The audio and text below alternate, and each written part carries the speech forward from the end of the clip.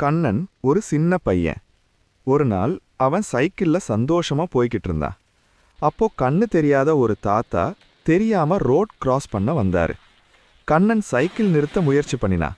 ஆனா அவன் கீழே விழுந்துட்டான். அவனுக்கு கால்ல அடிபட்டுச்சு. வலி வந்ததும் கோபம் வந்த கண்ணன் அந்த தாத்தாவை கெட்ட வார்த்தையால திட்டிட்டான். தாத்தா எதுவும் சொல்லாம மனசு வருத்தமா நின்னாரு. கொஞ்ச நேரம் கழிச்சுதான் கண்ணனுக்கு தெரிஞ்சது அந்த தாத்தாவுக்கு கண்ணு தெரியாதுன்னு. அவன் மனசு வலிக்க ஆரம்பிச்சது. அவன் அமைதியா அங்கிருந்து போயிட்டான். சில நாள் கழிச்சு கண்ணன் அந்த தாத்தாவை மீண்டும் பார்த்தான். தாத்தா அன்போட கேட்டாரு, தம்பி, உன் கால் சரியா ஆகிடுச்சா? கண்ணன், ஆமாம் தாத்தா, சரியா ஆகிடுச்சுன்னு சொன்னான். அப்போ தாத்தா மெதுவா சொன்னாரு, என்னால உனக்கு பட்ட காயம் சரியா ஆகிடுச்சு. ஆனா நீ கோபத்துல சொன்ன வார்த்தை என் மனசுல இன்னும் காயமா இருக்கு. இதத்தான் திருவள்ளுவர் சொன்னாரு, தீயினால் சுட்ட புண் உள்ளாறு மாறாதே, நாவினால் சுட்ட